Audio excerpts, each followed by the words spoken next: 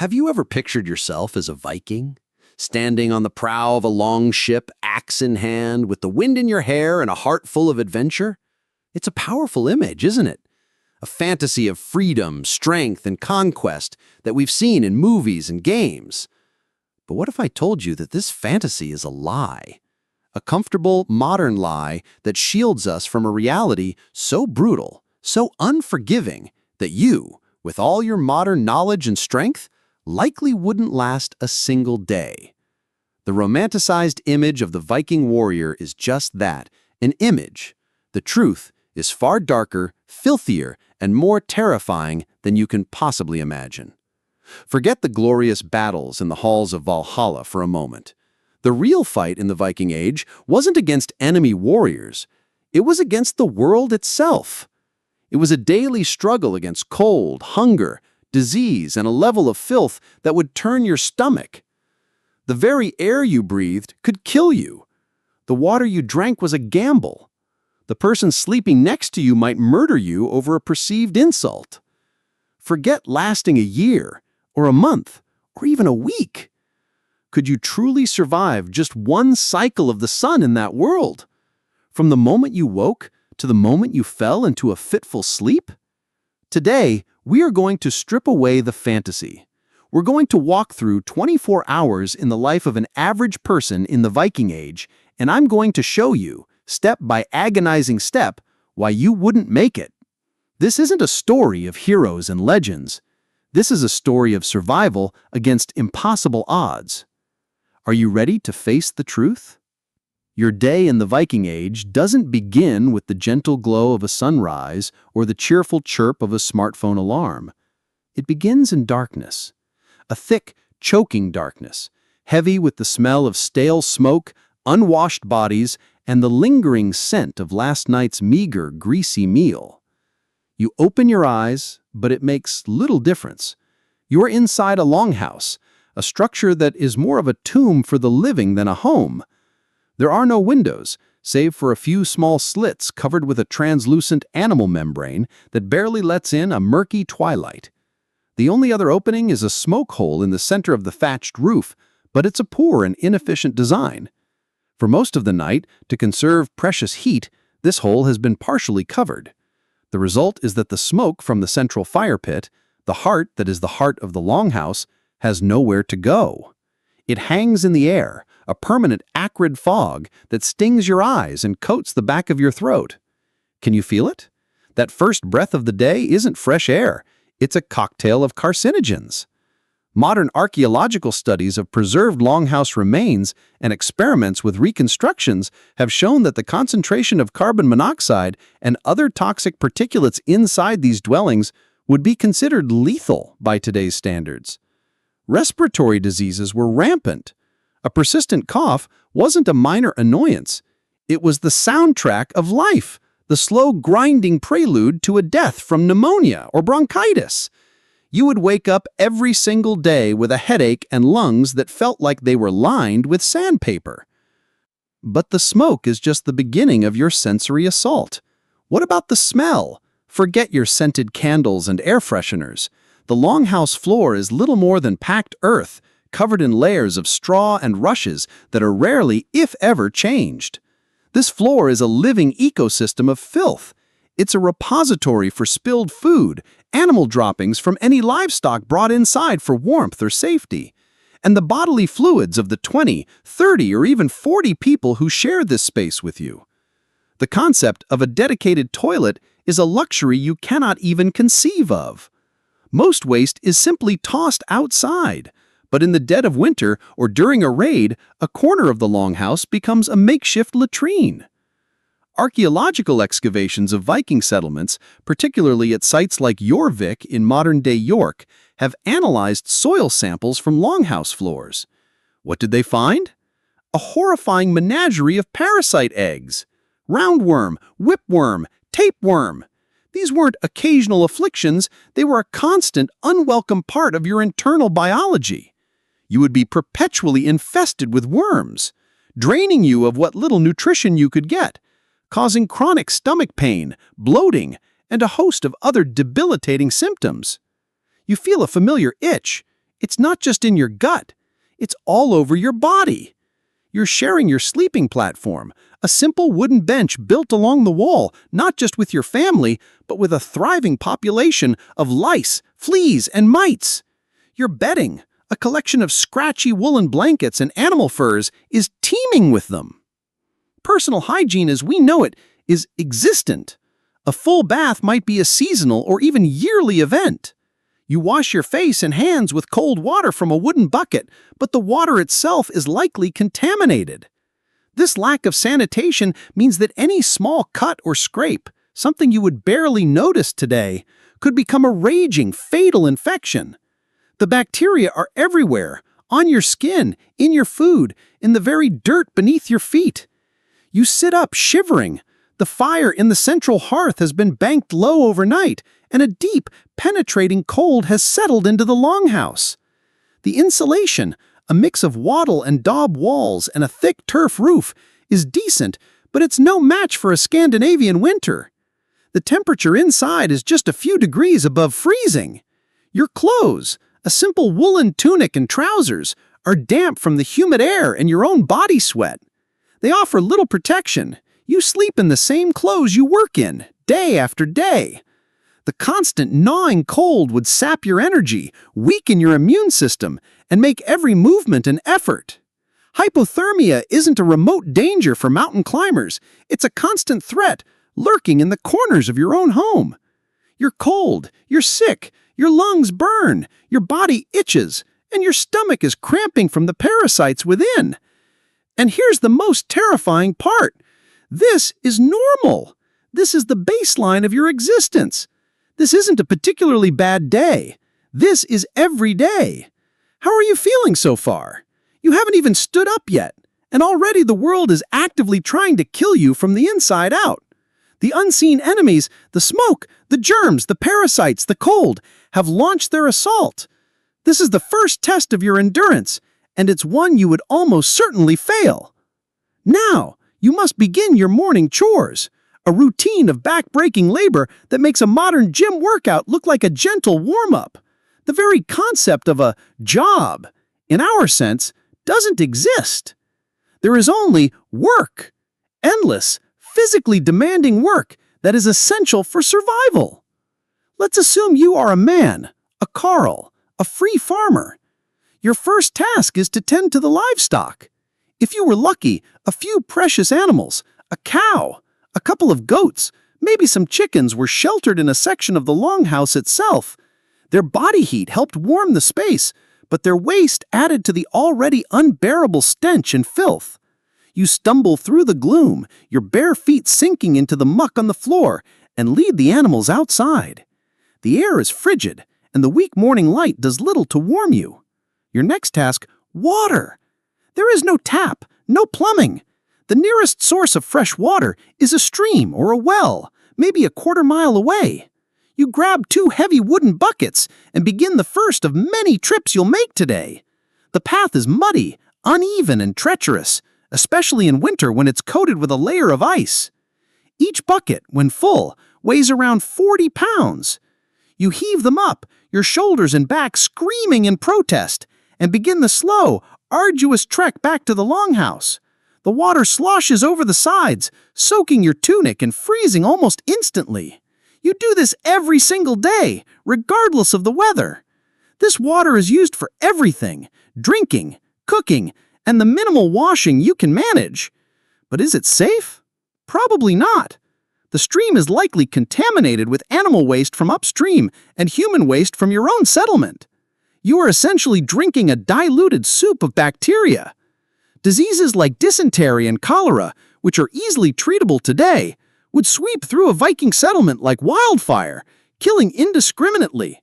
If you are a woman, your morning chores are just as grueling. Your primary task is grinding grain. You kneel before a large, heavy quern stone, a primitive hand mill made of 2 circular stones. You pour a handful of barley or rye between the stones and begin to push the top stone round and round, a repetitive grinding motion that requires immense upper body strength. For hours, every single day. This is how you make the flour for the daily bread or porridge. Archaeological analysis of female Viking skeletons often reveals severe arthritis in the knees, back, and shoulders, a direct result of a lifetime spent grinding grain.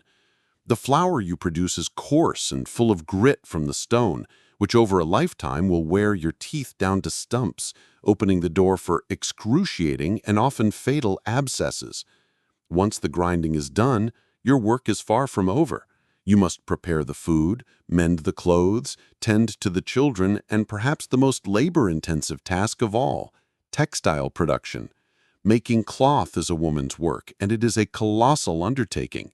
You must process raw wool, cleaning it, carding it, spinning it into thread using a simple drop spindle, and then weaving it into cloth on a large, upright, warp-weighted loom. To produce enough cloth for a single tunic could take hundreds of hours of work. It is a constant, year-round activity, fitted in between all the other demands of survival. For both men and women, there is the endless task of gathering fuel. The central hearth consumes a vast amount of wood or peat. This doesn't just magically appear. It must be chopped, gathered, and carried back to the longhouse, often from miles away, as the nearby forests are depleted. Imagine spending a significant portion of your day, every day, just gathering the fuel needed to keep from freezing to death. There are no power tools, no chainsaws, no vehicles, just a simple axe and your own muscle power. The physical toll of this life is immense. Your body would be a roadmap of pain. Your joints would ache, your muscles would be permanently sore, and your hands would be a mass of calluses, cuts, and splinters. Minor injuries are a part of life. A twisted ankle could mean you are unable to work, making you a burden on your family. A deep cut from an axe could mean a slow, agonizing death from gangrene. There is no sick leave, no disability insurance. If you cannot work, you cannot eat. The sheer physical exhaustion would be a constant presence in your life, a heavy cloak you could never take off. You think you're fit because you go to the gym 3 times a week? You wouldn't last a morning. Your body, accustomed to a sedentary lifestyle, would break down under the strain. Your muscles, unused to this kind of relentless functional labor, would give out. You would be seen as weak, useless, and another mouth to feed. After hours of grueling labor, you finally get to have your first meal of the day, the dagverder, or day meal. But what you're about to eat would likely make you sick if the thought of it doesn't first. Forget your avocado toast, your cereal, your morning coffee. The Viking diet was brutally monotonous and, from a modern perspective, often disgusting. The cornerstone of your meal, and almost every meal, is some form of porridge or flatbread. It's made from the coarse, gritty flour you or your wife spent hours grinding this morning, likely from barley or rye. It's bland, heavy, and difficult to digest.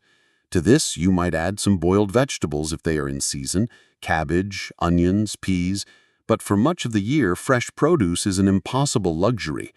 What about protein? You might get a piece of cheese or a dollop of skyr, a sour, yogurt-like dairy product. But meat is a rarity, reserved for feasts or special occasions. The cow you so carefully tend is more valuable alive for its milk than it is for its meat. You might have some dried or salted fish, a staple of the diet, but how is this fish preserved? Without refrigeration, the only methods were salting, smoking, or drying. Often the fish would be borderline rotten, teeming with bacteria. One of the delicacies was fermented fish, like the infamous hakarl of Iceland, which is Greenland shark buried in the ground to ferment for months to remove its toxic urine content. The smell alone is enough to make most modern people vomit. The food you're eating is not just unappetizing, it's a game of Russian roulette. Food preservation techniques were primitive and unreliable. The salt used might be impure. The storage pits might be damp, encouraging the growth of mold. Ergot, a toxic fungus that grows on rye in damp conditions, was a common problem. Eating contaminated grain could lead to a horrific condition called St. Anthony's fire, causing convulsions, hallucinations, gangrene, and a painful death. Your bread could literally kill you. Modern analysis of Viking coprolites, that's fossilized feces if you were wondering, found in latrine pits gives us a direct window into their diet and health. The evidence shows a diet low in variety and high in parasites. It also shows that they often ate poorly cooked or spoiled food, leading to constant digestive distress and foodborne illnesses like salmonella and E. coli. There are no food safety standards, no expiration dates.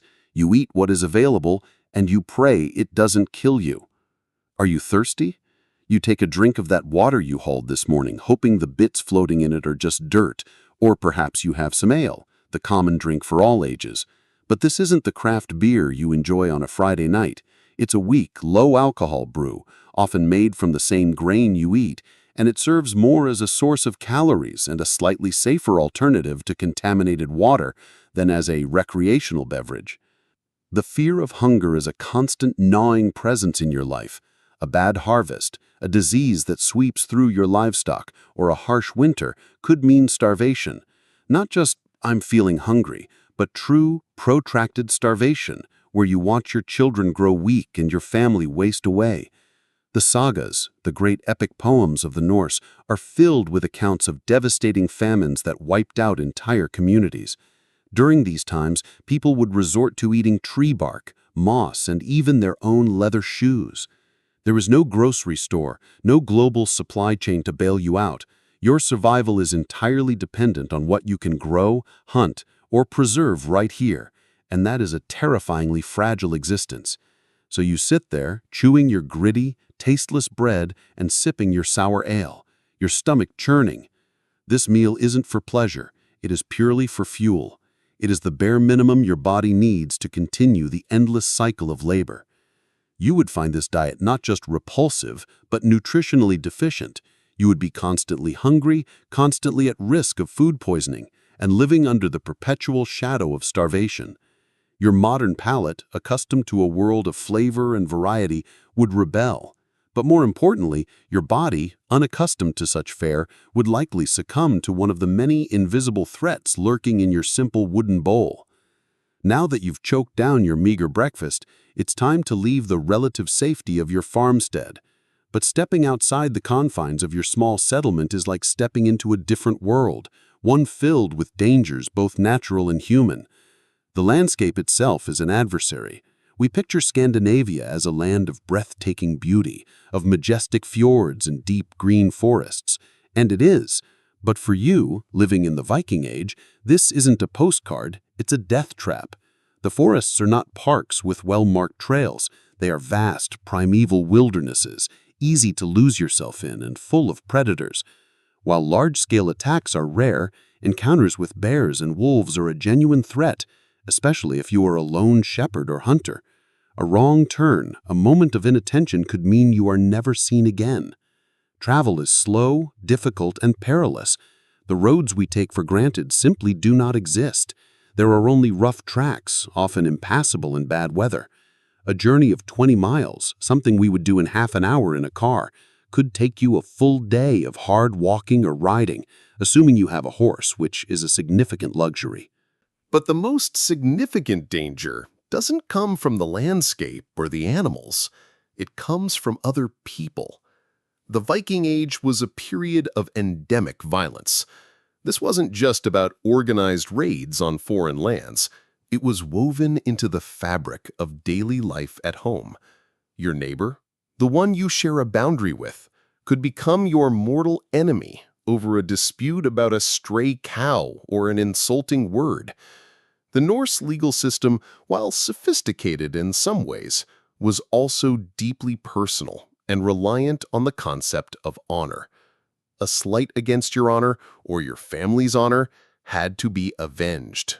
This often led to blood feuds, cycles of retaliatory killing that could span generations and destroy entire families. You could be working in your field one moment and find yourself facing your neighbor's angry kin armed with axes and spears the next. There is no police force to call. Justice is something you must enforce yourself, with steel. The concept of outlawry was a terrifying reality. If you were declared an outlaw by the local assembly, or thing, for a crime, you were stripped of all legal protection. You were no longer considered a person. Anyone could kill you without penalty, In fact, they might even be rewarded for it.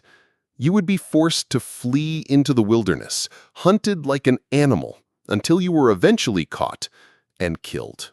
The sagas are full of stories of famous outlaws, like Grettirus the Strong, who lived for years as hunted men, but these are heroic exceptions.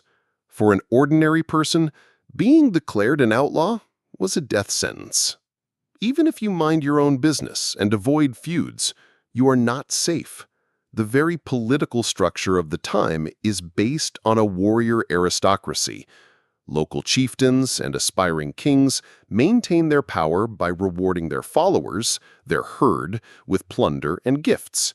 Where does this wealth come from? Often, it comes from raiding their own neighbors. A powerful jarl might decide that your settlement has enough stored grain or livestock to be worth attacking. Your peaceful existence could be shattered in an instant by a surprise attack from a neighboring clan.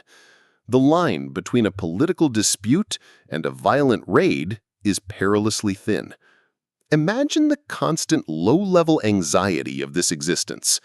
You can't trust your neighbors. You must always be prepared for violence. Every stranger you meet on the road is a potential threat. You would live in a state of hypervigilance that would be mentally exhausting. Our modern society, for all its flaws, is built on a foundation of trust and institutional safety that was utterly alien to the Viking Age. We assume that disputes will be settled in court, that the police will protect us, that our neighbors won't murder us over a fence line. You would have none of these assurances. Your survival would depend entirely on your own strength, the loyalty of your kin, and a great deal of luck. This constant threat of violence, both from your immediate community and from larger political forces, would be a psychological burden almost impossible for a modern person to bear. In our modern world, we are often told we can be anything we want to be. Our lives are defined by choice and the potential for social mobility. In the Viking Age, your life path was largely determined the moment you were born. The society was rigidly stratified, and your chances of changing your station were slim to none. Where would you fit in? The odds are you wouldn't be the hero. You most likely wouldn't even be free.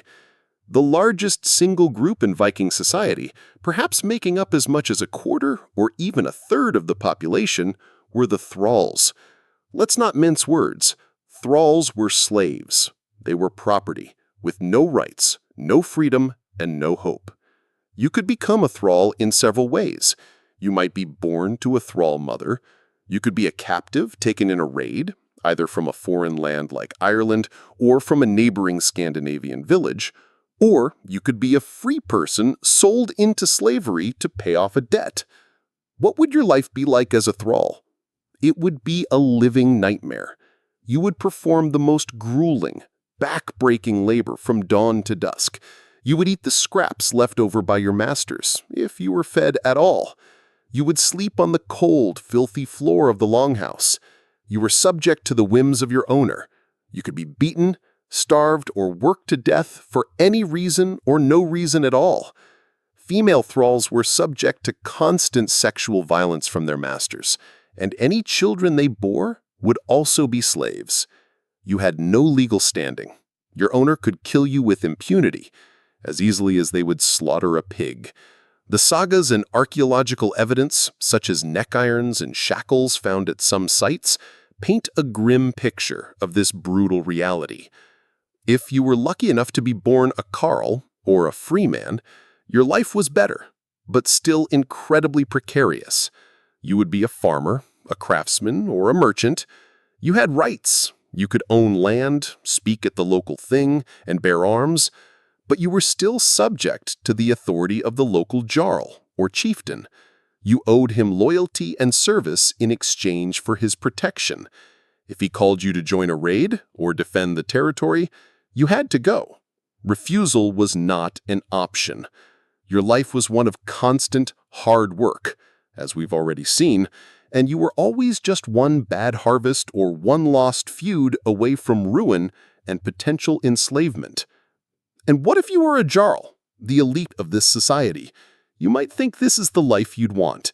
You live in the largest longhouse, you eat the best food, you have many thralls to do your work, and you command the respect of your people.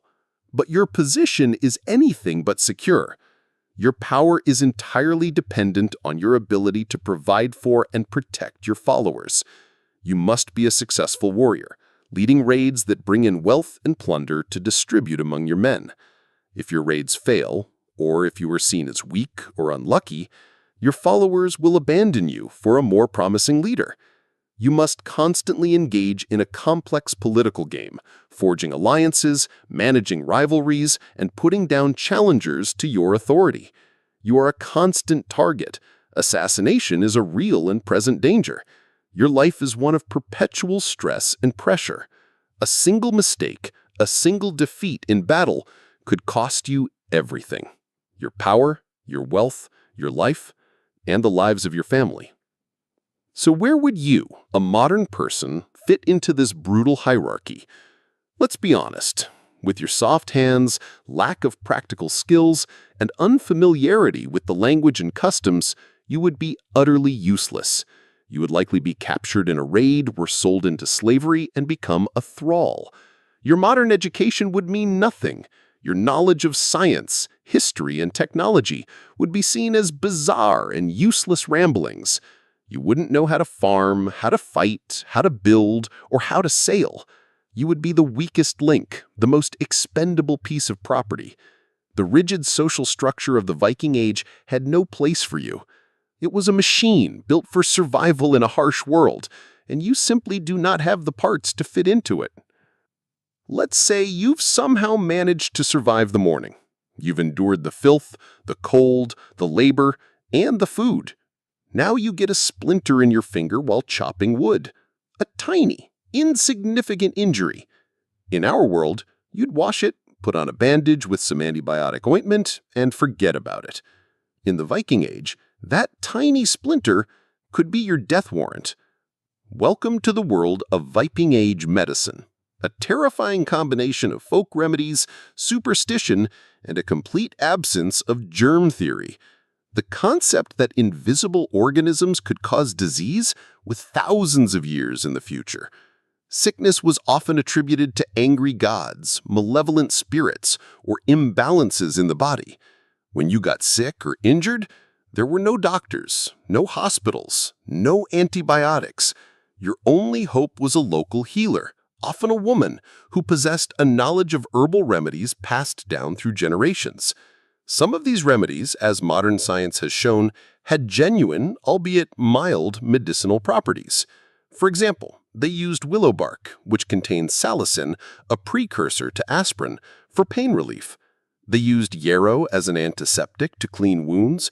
For that splinter in your finger, the healer might make a poultice of herbs to draw out the infection. But without proper sterilization, the poultice itself could introduce new bacteria into the wound. If infection set in, it would be a race against your own body. You would watch in horror as your finger swelled, turned red, and began to pulse with pain. A red line might start to creep up your arm, a sign of blood poisoning or sepsis. From there, it was a swift and agonizing journey to fever, delirium, and death. A simple cut could kill you. A broken bone was a catastrophe. There were no x-rays, no plaster casts. The best a healer could do was try to set the bone manually and bind it with splints. If it was a compound fracture, where the bone breaks the skin, infection was almost guaranteed. Amputation was a last resort, performed without anesthetic and with a simple axe or saw. Your chances of surviving such a procedure were minuscule, and even if you did, you would be crippled for life, likely unable to work and a burden on your kin.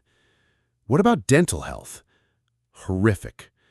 The coarse, gritty diet wore down tooth enamel, leading to widespread cavities and decay. There were no dentists, no fillings, no root canals. A toothache wasn't just painful, it was a mortal threat. An abscess, an infection at the root of a tooth, could spread to your jawbone and from there to your brain, causing a fatal case of meningitis. Skeletal remains from the period show evidence of severe dental disease, abscesses that deformed the jaw, and teeth worn down to the gums. Imagine living with that kind of chronic, excruciating pain with no hope of relief. Childbirth was perhaps the most dangerous time in a woman's life. Without modern obstetrics, any complication, a breech birth, a tangled umbilical cord, excessive bleeding, was a likely death sentence for both mother and child. Infant and child mortality rates were staggeringly high. It's estimated that as many as half of all children did not survive to adulthood. Families were large not because of a love for children, but because it was a numbers game. You had to have many children in the desperate hope that a few might survive to work the farm and care for you in your old age. You would have likely watched several of your siblings or your own children die from diseases we now consider trivial: measles, mumps, diphtheria, or even a bad case of the flu. Life expectancy was short. If you survived the perils of childhood and managed to avoid a violent death, you might live to your 40s or 50s, but your old age would be one of chronic pain, worn-out joints, and rotting teeth. You wouldn't just get sick and die. You would suffer. The Viking Age was a world of constant, unfiltered pain, and you, with your body accustomed to a sterile, medicated existence, would be exquisitely vulnerable to every single one of its invisible threats. Now imagine you have a dispute with your neighbor. He claims a piece of your land is his.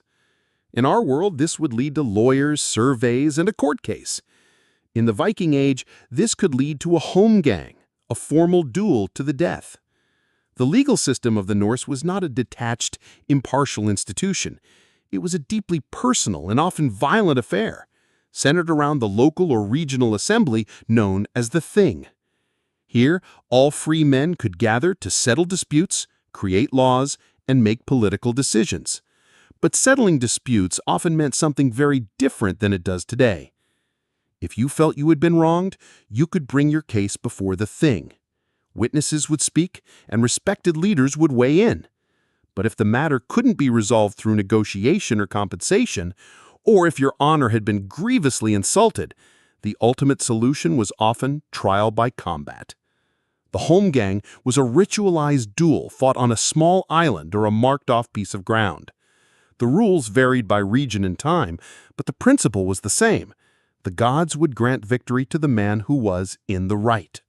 It was a way of letting divine will settle a human dispute. Can you picture it? You, standing on a hide spread on the ground, armed with a sword and shield, facing an enraged farmer who has trained with these weapons his entire life. He believes he has insulted his family and stolen his land. He is fighting for his honor. What are you fighting for? You, who likely have never been in a real fight in your life, are now in a legally sanctioned death match. Your knowledge of 1,000 different subjects is useless here.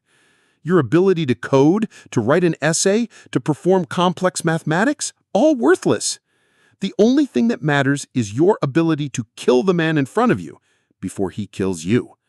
You would be dead in seconds.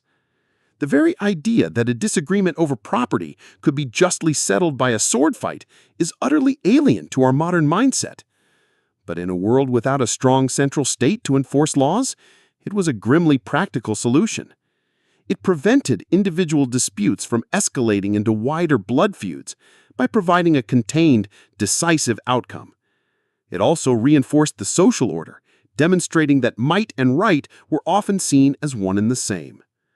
The law also offered very little protection for the weak. If a powerful jarl coveted your land, he could find a pretext to challenge you or simply take it by force. You could appeal to the Thing, but the assembly was often dominated by the jarl and his followers. Who would dare to speak against him? The law was not a shield for the powerless. It was often a weapon for the powerful. What if you were a woman who was assaulted?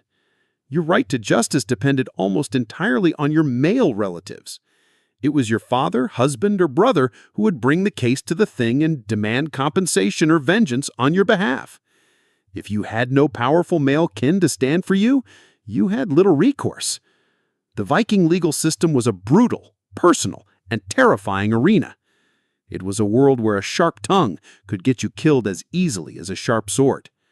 You, with your modern sensibilities about justice, fairness, and the rule of law, would be completely adrift. You would accidentally insult someone's honor without realizing it. You would find yourself embroiled in a deadly feud over a misunderstanding. And you would be utterly unprepared to face the ultimate consequence: a legally mandated fight to the death to prove your innocence. The image of the Viking longship slicing through the waves is central to the Norse legend. We see it as a symbol of adventure and exploration.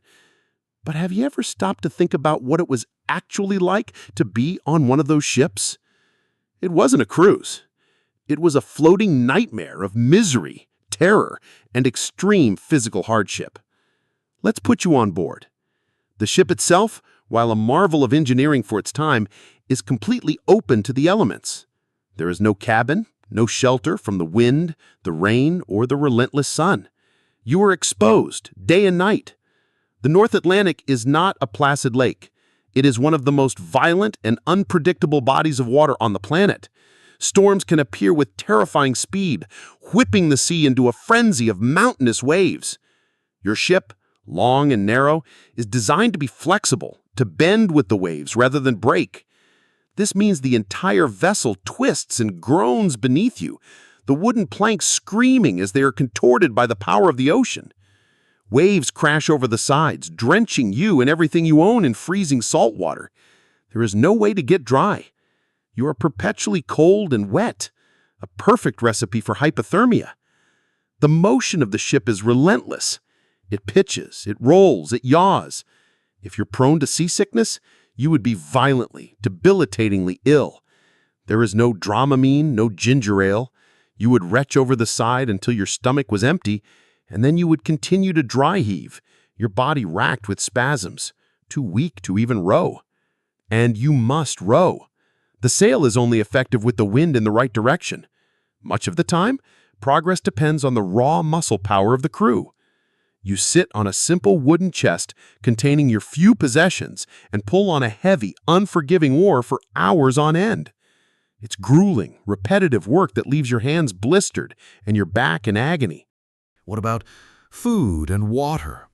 Your provisions are what you could carry on board: barrels of that questionable water, hard, dry biscuits that are likely infested with weevils, and salted, semi-rotten meat or fish. After a few days at sea, the water would be foul and the food crawling with maggots. You eat it anyway because the alternative is starvation. There are no bathrooms. You relieve yourself over the side of the ship, a precarious and undignified act, especially in rough seas. The bottom of the ship sloshes with a sickening mixture of bilge water, vomit, and waste. The smell is unimaginable. Navigation is a terrifyingly imprecise science. There are no GPS, no charts, no compasses.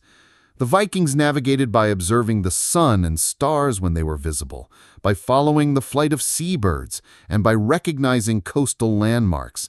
But in the open ocean, shrouded in the fog and clouds so common in the North Atlantic, you are utterly lost. Getting blown off course wasn't a possibility, it was a near certainty. A journey that should have taken a week could turn into a month-long ordeal, your food and water running out, the crew growing weak and desperate.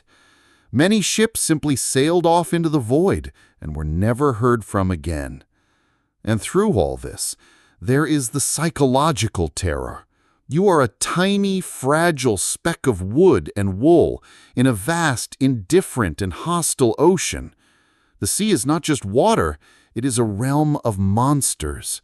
Norse mythology was filled with terrifying sea creatures like the Kraken and the Hafkufa.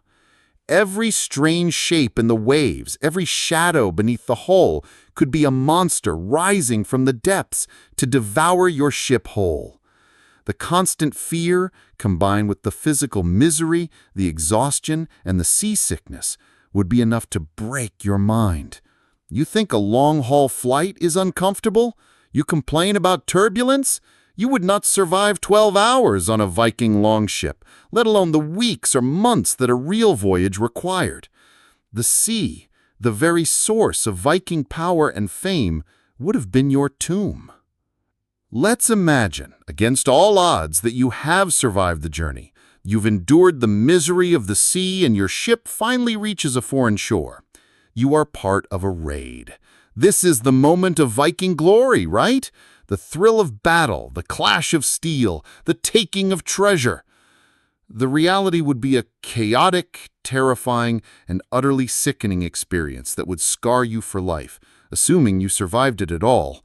As your ship grinds onto the beach, your heart is pounding not with excitement, but with raw, primal fear. The raid relies on speed and shock. You leap over the side into the cold water, your shield held high, your axe clutched in a white-knuckled grip. You are screaming, not a heroic battle cry, but a raw, guttural yell designed to intimidate and terrify your victims.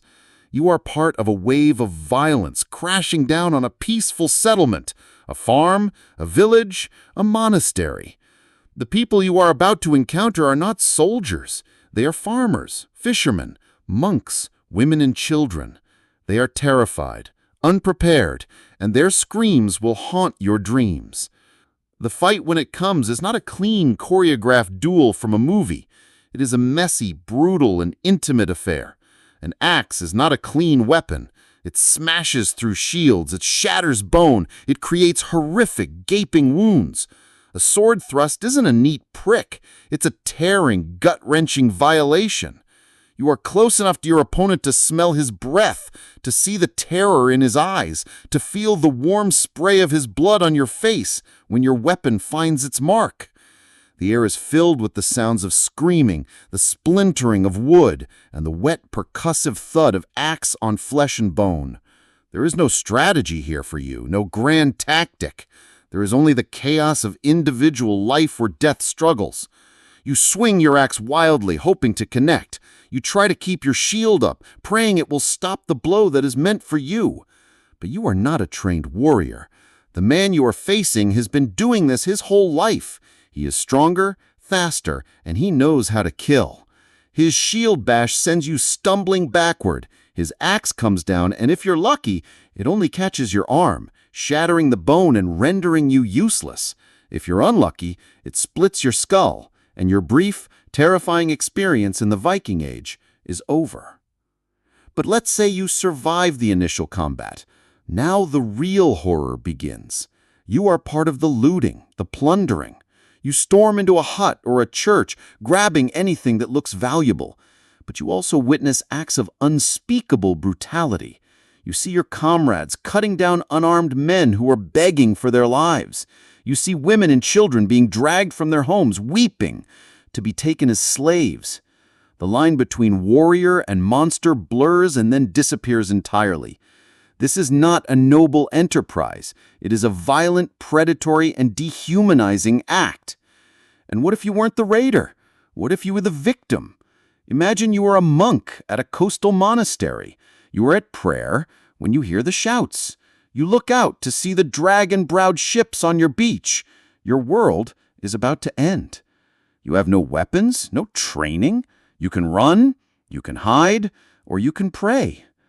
The men who storm your church are like beings from another world, large, bearded, and filled with a terrifying, violent energy. They kill your brothers. They desecrate your altar. They steal the sacred vessels you have dedicated your life to protecting. They bind you and drag you to their ship. Your life as a free man is over. You are now a thrall, a piece of property to be sold in a foreign market, never to see your home or your people again. Whether as a participant or a victim, the reality of a Viking raid was one of abject terror.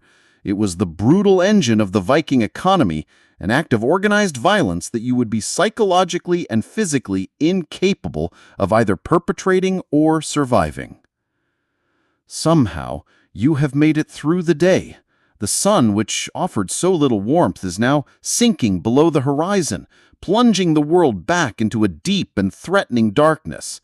You return to the longhouse, the same smoky, smelly, cold refuge you woke up in. There is no respite here, no comfort to be found. The evening meal is another tasteless, repetitive affair, perhaps supplemented by a small piece of whatever was hunted or gathered that day. As darkness deepens, the world outside the wooden walls of the longhouse becomes a place of profound fear. The night is not just empty, it is filled with menace. This is a world steeped in superstition.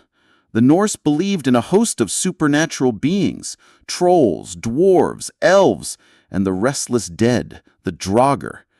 The forest that was dangerous by day becomes terrifying by night, a realm where these creatures hold sway. The burial mounds that dot the landscape are not just graves, they are the homes of powerful spirits who can bring misfortune or death to any who disturb them. Inside the longhouse, you huddle close to the central hearth, the fire providing the only light and a meager pocket of warmth. This is the time for storytelling.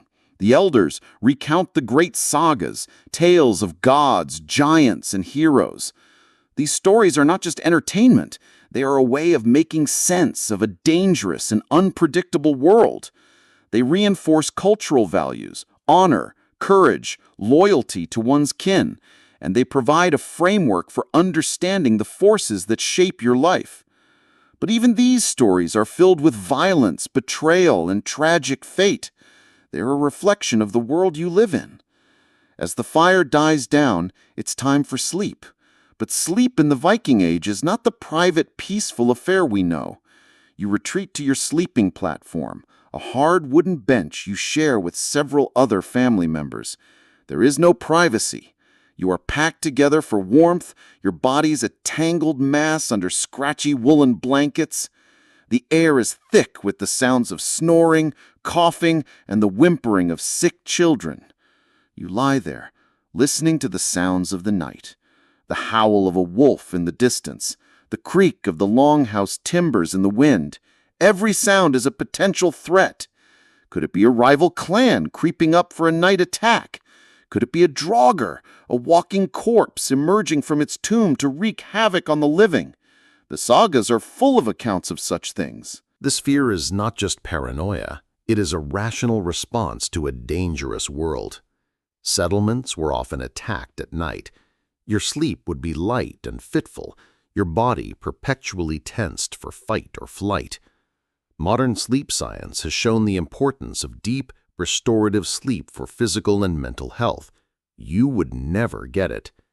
The Vikings themselves practiced what historians call biphasic sleep. They would sleep for a few hours after dusk, wake up for an hour or two in the middle of the night to tend the fire, check on livestock, or talk quietly, and then sleep again until dawn. This wasn't a lifestyle choice, it was an adaptation to a long, dark, and dangerous night. It broke the oppressive darkness into manageable chunks. For you, this broken sleep, combined with the constant stress and physical discomfort, would be ruinous. You would be in a permanent state of sleep deprivation, your judgment impaired, your immune system weakened, your mind frayed. The darkness does not bring rest, it brings fear. The day has broken your body, and the night will break your mind. As you lie there in the stinking, crowded darkness, listening to the sounds of a hostile world, you would finally understand. There is no escape. There is no comfort. There is only the endless struggle and the certainty that tomorrow will be just as brutal as today. You have lasted one day in the Viking Age, but you would not have the strength to face another. So let us step back from this brutal world, back into the comfort of our own time. The fantasy of the Viking Age is seductive. It speaks of a raw and simple power that seems missing from our complex modern lives. But the simplicity is a mirage.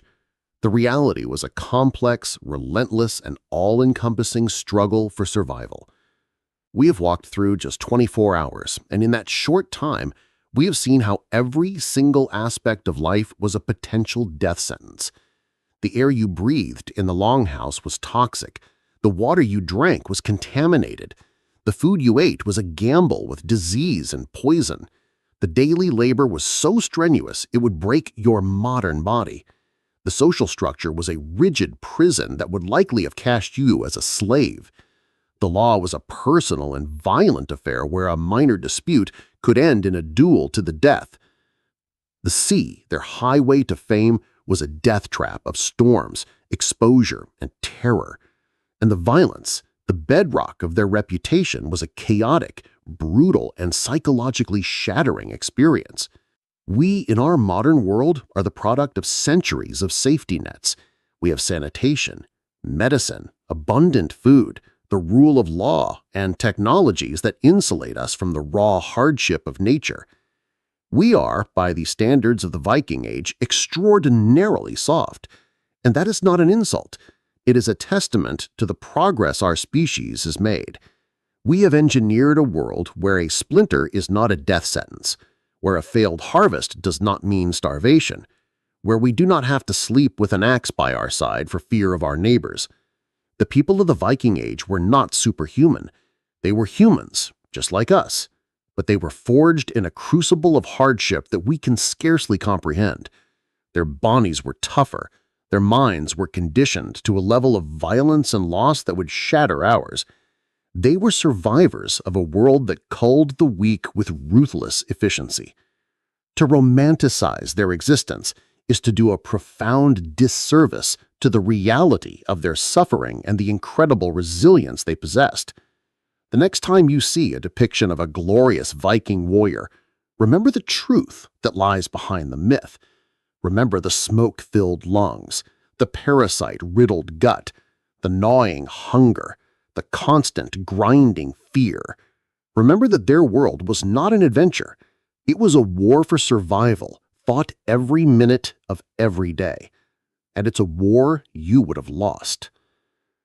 What you have just heard is not an exaggeration for dramatic effect. Every single point is backed by decades of archaeological research, forensic analysis of skeletal remains, and careful reading of the historical and literary sources like the Norse sagas. Scientists have analyzed the layers of filth on longhouse floors, identifying the eggs of intestinal parasites that plagued the population. They have examined the bones of Viking women, finding the telltale signs of severe arthritis caused by the endless hours spent grinding grain on kernstones. They have studied the skulls of warriors, like those from the Salme ship burials in Estonia, and cataloged the horrific wounds inflicted by axes and swords. The evidence is clear and overwhelming. The daily reality was one of profound hardship. The climate itself was an adversary. The Viking Age partially coincided with the end of the Roman warm period and the beginning of the medieval warm period, but it was still a time of unpredictable and often harsh weather. A late frost in spring or an early snow in autumn could destroy an entire year's harvest, leading to widespread famine.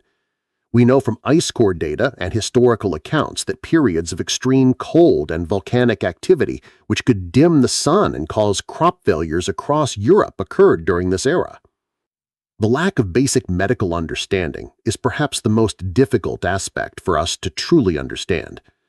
Imagine a world where a child's fever is a terrifying, life-threatening event with no predictable outcome. Imagine watching a loved one die in agony from an infection that a simple course of penicillin could cure today. The psychological toll of this helplessness must have been immense. It explains, in part, the fatalism that runs through so much of Norse literature and belief, the concept of weird or fate, an unchangeable destiny that even the gods could not escape. It was a way of coping with a world that was largely outside of their control. Their violence, too, must be understood in this context. In a world of scarcity and constant peril, raiding was not just a quest for glory.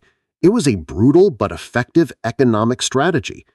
Taking the resources of others was a high-risk, high-reward method of ensuring the survival and prosperity of one's own community. It was a zero-sum game, and the Vikings, with their superior shipbuilding technology and warrior ethos, became its most successful players. But for every successful raider who returned with silver and slaves, there were countless others who died of disease on the journey, drowned in storms, or fell in some forgotten skirmish on a foreign shore. The world they inhabited was smaller, darker, and more claustrophobic than ours. Their horizons were limited, and their worldview was shaped by a rich but terrifying tapestry of myth and superstition. The natural world was not a resource to be exploited, but a living entity populated by powerful and often malevolent forces. This created a psychological landscape as challenging as the physical one. Every storm, every sickness, every crop failure could be interpreted as the act of an angry god or a malicious spirit, adding a layer of supernatural dread to the already heavy burden of daily existence. When you put all these pieces together, the environmental hardship, the endemic disease, the relentless labor, the pervasive violence, and the psychological stress, the picture that emerges is not one of freedom and adventure. It is a portrait of a people clinging to existence by a thread, demonstrating a resilience that is both horrifying and awe-inspiring. Their saga is not a celebration of violence, but a testament to the human capacity to endure the unendurable. And it serves as a powerful, humbling reminder of the fragile bubble of safety and comfort that we, their distant descendants, now take for granted. So has this journey into the dark heart of the Viking Age shattered the myth for you? The reality is that the strength of the Vikings was not born of choice, but of necessity. They were hard because their world was harder. They were resilient because the alternative was death. Theirs was a world that we are simply not built to survive. Our bodies are not conditioned for the labor or the diseases. Our minds are not prepared for the violence and the fear. Our very sense of self, built on individuality and choice, would crumble in a society defined by kinship and fate. We would not last a day, not because we are weak, but because we are the products of a profoundly different world, a world that the Vikings, in their own violent and transformative way, helped to create. Their expansion, for all its horror, spurred political consolidation, created new trade networks, and fostered cultural exchange. The world that came after them was, in part, a reaction to the challenges they posed. The castles, the organized armies of the later medieval age, all arose as a response to the Viking threat. In a strange, ironic twist of history, the fury of the Northmen helped to forge the very foundations of the more stable and secure world that would eventually make their way of life obsolete. If this deep dive into the brutal reality of the Viking Age has given you a new perspective, let us know in the comments below. What aspect of their daily life do you think would have been the most difficult to endure? The filth? The food? The constant fear of violence? We often look to the past with a sense of romance and longing, but sometimes a clear-eyed look at history is the best way to appreciate the present. The story of the Vikings is a powerful reminder that the comfort and safety we enjoy are not the default state of humanity. They are hard-won, recent, and perhaps fragile achievement. Thank you for joining us on this journey. If you believe history is more than just dates and battles, but a window into the human condition itself, don't forget to like this video and subscribe for more explorations into the past you thought you knew. And remember, the echoes of those distant dragon-proud ships still resonate today, reminding us of how far we've come. You have survived. In your mind, you have walked through the smoke, choked down the rotten food, felt the endless ache of labor, and trembled in the haunted darkness of a single Viking Age day. You've seen enough, you think, to understand. You have glimpsed the abyss. But what you have experienced is merely the surface. It is the accepted, everyday level of misery. What you have witnessed is a good day in the Viking Age. You have not yet experienced the moments when this brutal reality fractures into something far worse. The times when the veneer of their society cracks and reveals the utter horror beneath. You haven't faced the catastrophic events that broke even the Vikings themselves, the disasters that turned their harsh world into a literal hell on earth. Now we must go deeper. We must move beyond the daily grind and into the heart of their greatest fears. We will confront the great famines that turned neighbors into monsters and the creeping plagues that left villages silent. We will explore the spiritual dread that haunted their every waking moment and the specific, unspoken agonies of the women and children who bore the heaviest burdens of this world. You thought you couldn't last a day. What you're about to witness is the reality that could annihilate a generation. If the first part of our journey showed you the sickness of their world, this part will show you the death of it. Prepare yourself. The true nightmare is only just beginning. Imagine the gnawing hunger we spoke of before. Now, multiply it. Stretch it over months, then a year, then 2. This is not just hunger. This is famine. The Great Hunger. It was the single greatest fear in the Viking world, a terror that dwarfed the fear of any enemy's axe. In our time, a bad harvest in one region is a statistic, an economic problem solved by global supply chains. A truck, a train, a ship brings food from a place of plenty. For the Vikings, there was no such recourse. Their world was their farm, their village, the lands within a few days' walk. When the land failed, there was nowhere to turn. And the land failed often. The climate of the Viking Age was volatile. A late spring frost could kill the sprouting seeds. A summer of endless rain could rot the grain in the fields. An early brutal winter could bury the harvest under a blanket of snow. Let us place you in a village at the beginning of such a time. The first year, the harvest is thin. The grain stores, meant to last through the long winter and into the next spring, are only half full. A quiet anxiety settles over the longhouse. The evening meals, already meager, are reduced further. Every scrap is saved. The children's cries of hunger become a constant, heartbreaking melody. You grow thin. The endless physical labor becomes an even greater torment as your body, starved of fuel, begins to consume itself. But there is still hope. Hope for the next harvest. The next spring, you plant your seeds with a desperate prayer to Frey, the god of fertility. You watch the sky. You watch the fields. Your entire existence narrowed to this single point of hope. And then the rain comes. A cold, relentless drizzle that turns into a downpour, lasting for weeks. The fields become a sea of mud. The young plants, yellow and stunted, drown in the muck.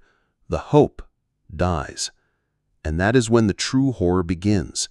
The social fabric, woven from kinship and mutual obligation, begins to unravel thread by thread. First, the animals are slaughtered. The precious milk cow, the goats, the chickens. It is a desperate act, eating your future to survive the present. There is a brief period of feasting, of full bellies, but everyone knows what it means. When the last of the meat is gone, the silence in the village is heavier than ever. The dogs and cats disappear next, hunted and eaten. Then the real desperation takes hold. You turn to the forest, stripping bark from trees to boil into a bitter, indigestible soup.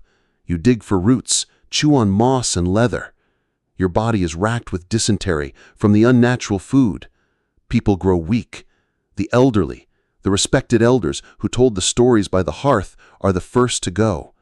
They stop eating, giving their tiny share to their grandchildren. It is a silent, understood sacrifice. They are a burden, and in a world without surplus, a burden cannot be carried for long.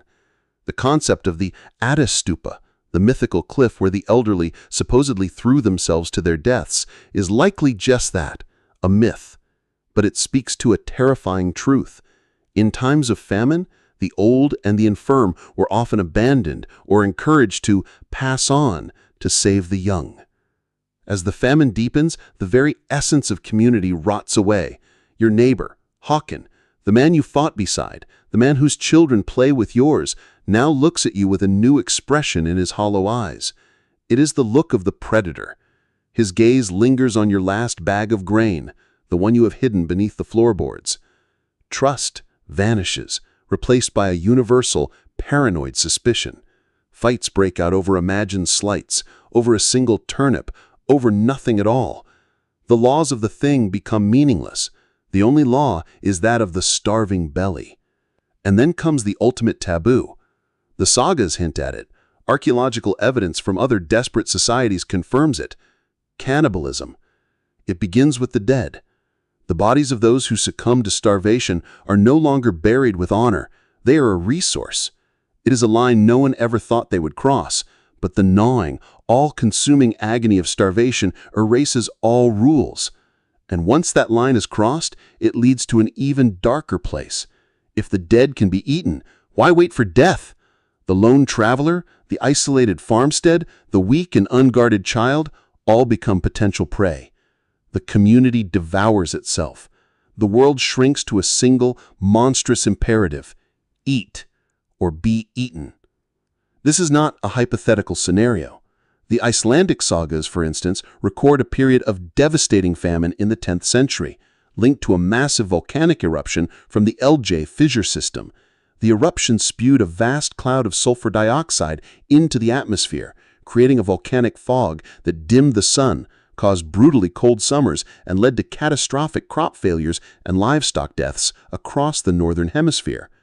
For the settlers in Iceland and Scandinavia, it would have been an apocalypse. The sun, their source of life, turning weak and red. The summers, their only chance to grow food, becoming as cold as winter. They would have seen it as the Fimbulwinter, the mythical 3-year-long winter that precedes Ragnarok, the end of the world.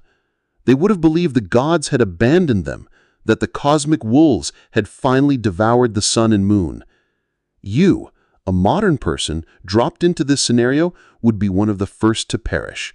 Your body, with no fat reserves, would waste away quickly.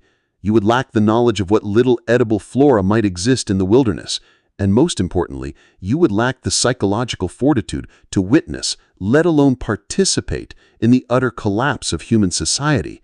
You would die of starvation, or at the hands of a neighbor maddened by hunger. The Great Hunger was a recurring catastrophic event that periodically reset the Viking world, a brutal culling that you would not have survived. Let us say your village is fortunate. The harvest was good, the food stores are adequate, and the specter of famine is kept at bay. You are safe, you think. But then a ship arrives, a trading vessel returning from the east, from the great river routes leading to Miklagard, the city of the Greeks.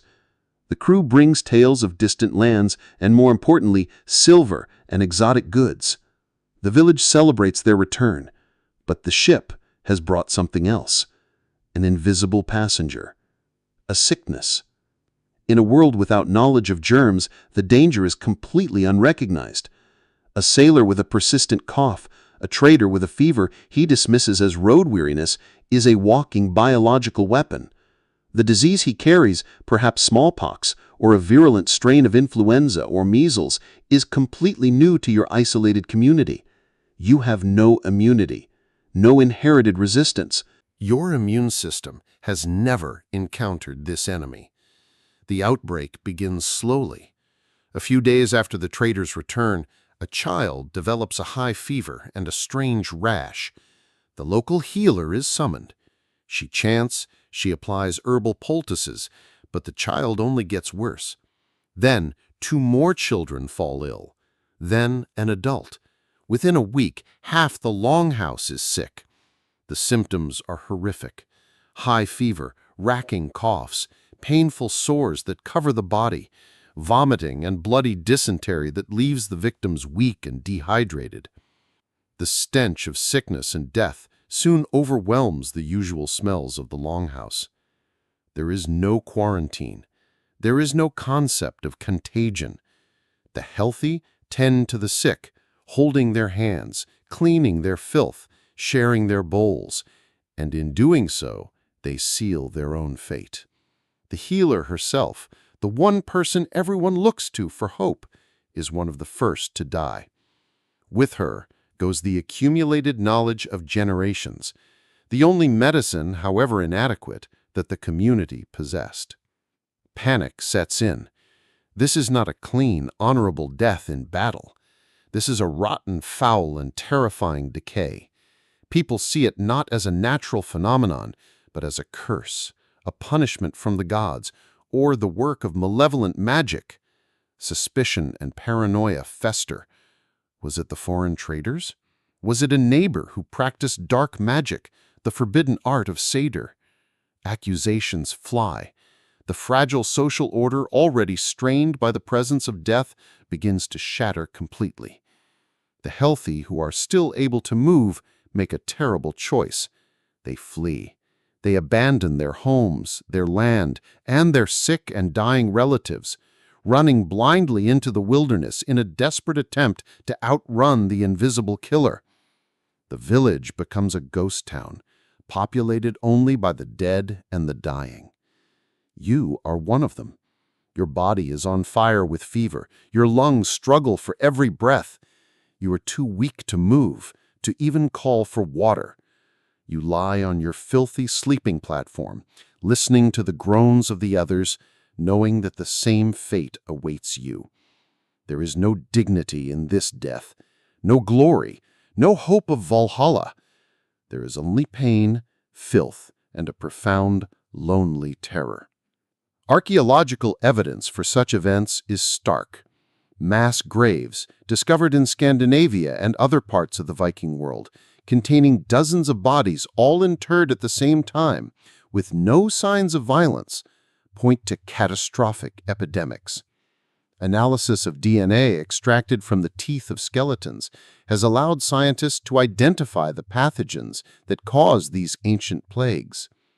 Yersinia pestis, the bacterium that causes bubonic plague, has been found in Viking Age contexts, long before the more famous Black Death of the 14th century. Leprosy was also present, a slow-moving but terrifying disease that caused grotesque disfigurement and led to the victim being cast out from society. The Vikings' own success as traders and travelers was their undoing. Their longships, the very vessels that connected them to a wider world of wealth and opportunity, also served as perfect vectors for disease, bringing new and deadly microbes back to their immunologically naive communities. You, with your vaccinations and your 21st century immune system, might think you'd be safe, but you would be wrong. Ancient strains of viruses and bacteria can be different, and a novel pathogen can be deadly regardless of your general health. More importantly, you would be trapped in a world that had absolutely no framework for understanding or combating the threat. You would watch your community dissolve into terror and death, and you would be powerless to stop it. The rot would come from within, and it would consume everything. Let's assume you have, by some miracle, survived the physical horrors. Your belly is full, your body is healthy, but you are not safe, for the most relentless and inescapable enemy in the Viking Age was not hunger or disease, but fear. A deep spiritual dread born from a worldview that saw the natural world as a thin veil stretched over a terrifying supernatural reality. This was not a world of science and reason. It was a world of magic, monsters, and meddling gods. Every shadow could hold a threat, not just a human one, but something far, far worse.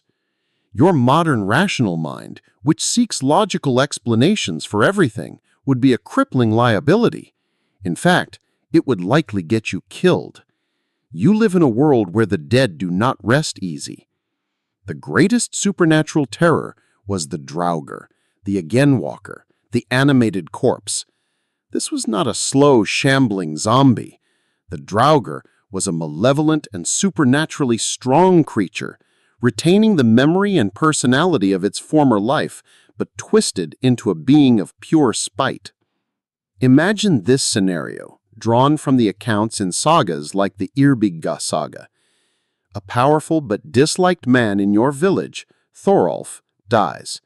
He is buried with his weapons in a large mound near the settlement, as is the custom for a man of his stature. A few nights later, the livestock near the burial mound are found dead, their necks broken. Then, a shepherd who walks too close to the mound at night disappears. People begin to whisper. Thorolf was a cruel man in life. He is not at peace in death. He is walking again. One night, you are huddled in your longhouse when you hear a tremendous crash on the roof. Something heavy is walking on the thatch, something strong enough to make the great wooden beams groan. It is the Draugr, riding the roof, a common sign of its haunting. Then comes the scratching at the door, the low moans, the demand to be let in. The terror is absolute. This is not a creature you can fight with an axe alone. It possesses magical powers. It can swell in size, change its shape, and its very presence can drive men mad. The saga tells of how the Draugr Thorolf killed servants, haunted the living, and drove the entire community to the brink of collapse, until a great hero, in this case Snorri Godi, finally confronted and defeated it by digging up the corpse, cutting off its head, and burning it to ashes. This belief was not a fringe superstition. It was a core part of their reality. The elaborate burial rituals, weighing down the corpse with stones, binding its feet, sometimes even burying it with a sharp object to prevent it from walking, were all practical measures to stop the dead from returning. You, with your modern disbelief, might mock these fears. You might try to reason with your terrified neighbors. It's just the wind on the roof, you might say. The shepherd probably fell into a ravine.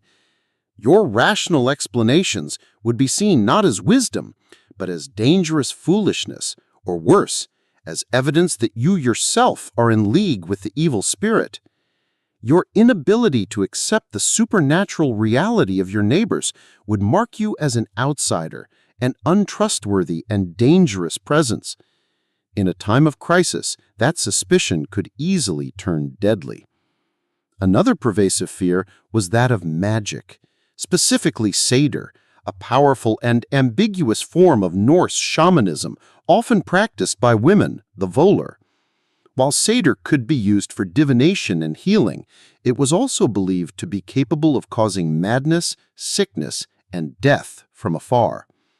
If you suddenly fell ill, if your livestock died, if you suffered any inexplicable misfortune, your first thought would not be of natural causes, but who might have cursed you? Who did you offend? Which of your rivals has sought the help of a Seidkona to work magic against you? This created a suffocating atmosphere of suspicion. A strange old woman living at the edge of the village, a neighbor with whom you had a dispute. Anyone could be a secret practitioner of dark arts. The legal codes of the Viking Age contain laws against malevolent magic, and the sagas record instances of those accused of it being executed. Your skepticism would again be your undoing. You would be unable to navigate the complex web of social anxieties and spiritual beliefs. You would be an alien, and in a harsh, superstitious world of the Vikings, aliens do not survive long. We have spoken of the Viking world largely from the perspective of a man, a Carl or a Jarl, because the sagas and historical records are overwhelmingly focused on their exploits. But to truly understand the horror of this age, we must turn our attention to the silent majority, the ones who bore the greatest suffering with the least glory, the women and the children. Their lives were a relentless litany of pain, fear, and powerlessness that exposes the lie of the romanticized shield maiden and reveals a truth far more grim. Let's place you in the body of a young woman, around 15 years old. Your life has just reached its most dangerous turning point. You are now of childbearing age. In our world, pregnancy is a journey monitored by doctors, managed with prenatal vitamins, and culminating in a birth in a sterile hospital with a team of experts ready to handle any complication. In the Viking Age, pregnancy was a 9-month walk towards a potential death sentence. Your diet, already poor, is now stretched to support 2 lives. There is no understanding of the specific nutritional needs of a developing fetus. You continue your back-breaking work, grinding the grain, weaving the cloth, hauling the water, until the day you go into labor. The birth itself takes place in the same filthy longhouse we have already described. You lie on a bed of straw, surrounded by the other women of the household. There is no anesthetic. There is no surgeon. There is only the local midwife, whose knowledge is a mix of practical experience and superstitious ritual. If the birth is straightforward, you may survive, but any complication is a catastrophe. A baby in the breech position? a placenta that won't deliver, excessive bleeding. These are conditions that modern medicine handles routinely. For you, they mean an agonizing and almost certain death for both you and your child. The maternal mortality rate was astronomical. Every pregnancy was a roll of the dice with your own life, and you would be expected to roll those dice again and again, year after year. Let's say you survive the birth. You now hold a tiny, fragile baby in your arms, but your struggle is far from over. The infant mortality rate was shockingly high, perhaps as high as 30 to 40% in the first year. Your baby is born into a world teeming with invisible enemies. Tetanus infection from an unclean cut to the umbilical cord could kill it in days. Diarrhea from contaminated water could lead to fatal dehydration. Any of the common childhood diseases for which we now have vaccines, measles, diphtheria, whooping cough, would be a death sentence. You would watch your tiny child burn with fever, struggle for breath, and you would be utterly powerless to help. You would likely bury several of your own children. The emotional toll of such repeated, profound loss is difficult for us to even contemplate. It would create a level of emotional callousing that is alien to our modern experience of parenthood. But there was another, even chilling threat to your newborn. Infanticide was a known and accepted practice in the Viking Age. A newborn baby was not considered a full person with legal rights until the father formally accepted it into the family, a ritual that often involved sprinkling it with water and giving it a name. If a child was born with a deformity, if the family could not afford to feed another mouth, or if it was simply not wanted, especially if it was a girl in a family that needed male heirs, the father had the right to order it exposed. This meant the baby was taken out into the wilderness and left to die of cold and starvation or to be eaten by animals. This was not considered murder. It was a grimly practical decision in a world of scarce resources. Can you imagine it? Giving birth after a life-threatening ordeal only to have your child taken from you and left to die because it was the wrong gender or because the harvest was thin? As a woman, your value in this society is brutally transactional.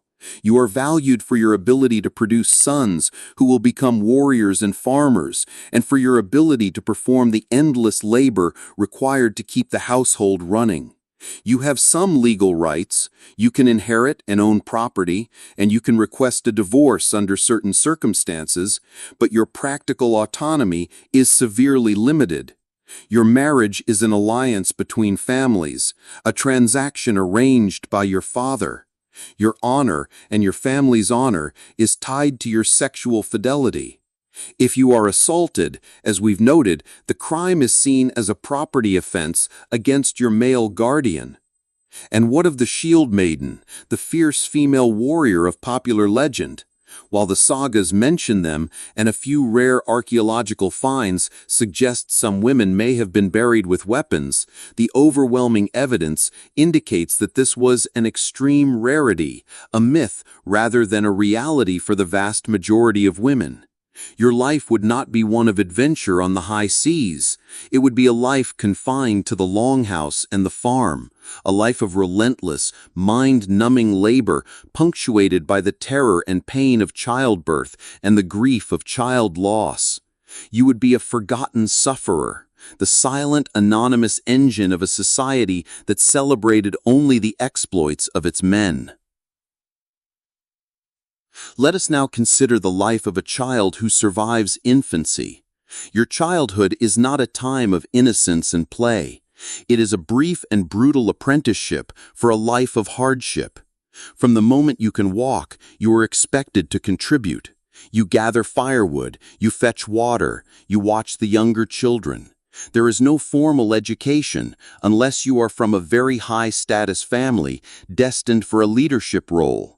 Your education is in the practical skills of survival. You learn to work the fields, to mend the nets, to spin the wool. Play is a form of training. Boys engage in mock battles with wooden swords, learning the skills of a warrior. Girls play with miniature looms, learning the skills of a weaver. But this world is full of dangers that are indifferent to your youth. You could be kicked by a cow, fall into the hearth fire, or drown in the nearby river. The same diseases that threaten adults are even more deadly to you. Your life is cheap. The sagas are filled with casual mentions of children dying in accidents or being killed during raids. You are not sheltered from the brutality of the world. You are immersed in it from your earliest memories. You would witness the slaughter of animals, the public punishment of criminals, and the grim realities of sickness and death. By the time you are a teenager, you are considered an adult, ready to take on the full burdens of work, marriage, and warfare. There is no room for the prolonged adolescence of our modern world. Childhood is a short, sharp, and dangerous journey, and a huge number of those who embark on it never reach the other side. Against all conceivable odds, you have done it. You have survived everything the Viking Age could throw at you. You've survived the diseases of childhood, you survived the perils of childbirth, you were not killed in a feud or a raid, and the famines did not claim you. You have reached the ripe old age of 50. In our world, 50 is the new 40. It's a time of career peaks, travel, and planning for a long and active retirement. In the Viking Age, 50 is the beginning of a slow and cruel death. There is no retirement. There is only the grim reality of a body worn out by a lifetime of brutal hardship. Your joints are a mess of degenerative arthritis from decades of physical labor. Every movement is a symphony of pain. Your teeth, worn down by the gritty diet, are gone, rotted away, or have been knocked out. Eating is difficult and painful. The skeletal remains of older Vikings are a testament to this physical decline. They show healed fractures that would have left them with a permanent limp, spinal degeneration from heavy lifting, and severe dental pathologies. You are in a state of chronic pain, with no relief available beyond a swig of ale or perhaps some willow bark tea. But the physical decay is only part of the problem. The true terror of old age is that you are becoming a burden. In a society that hovers perpetually on the brink of starvation, where every member must contribute to the collective survival, an unproductive mouth is a liability. Your strength is gone. You can no longer work the fields, row the ship, or grind the grain. Your value to the kin group, the central unit of your society, is diminishing with every passing day. You are now entirely dependent on the goodwill of your children and younger relatives. If you are lucky, you are a respected elder, your wisdom and experience valued by the family. You can still contribute by telling stories, teaching skills to the children, and offering advice. But this respect is a fragile thing, easily eroded by another bad harvest or a period of hardship. If your family is struggling to feed themselves, your presence becomes a source of anxiety. Tension. You see it in their eyes. You are the past and they are the future. Your portion of the food is a portion they cannot have. This grim reality gave rise to a persistent, though likely mythical, concept in Scandinavian folklore, the Attisstupa, or kin cliff. The legend tells of specific cliffs where the elderly, when they could no longer contribute, would voluntarily leap to their deaths or were pushed by their own family as a final act of sacrifice for the good of the kin. While archaeologists have found no conclusive evidence of this being a widespread formal practice, the endurance of the myth itself is profoundly revealing. It speaks to the intense social pressure on the elderly and the unbearable psychological burden of becoming a useless eater in a world of scarcity. Whether it happened literally or not, the message was clear. Old age was not a reward, it was a problem to be solved, and the solution was often death. Your final years would not be golden. They would be a period of physical agony, social anxiety, and the terrifying knowledge that your continued existence was a strain on the people you loved. You would not die peacefully in your sleep. You would likely die from a common illness that your weakened body could no longer fight off, from a fall that your brittle bones could not withstand, or simply from a slow decline into malnutrition when resources were tight. Your hard-won survival would grant you no peace, only a final protracted chapter of suffering. The reward for lasting a lifetime in the Viking Age was simply a more drawn-out and miserable end. This was the final cruel joke their world played on them. And on you. There was no winning. There was only the struggle, and then the inevitable, unforgiving end.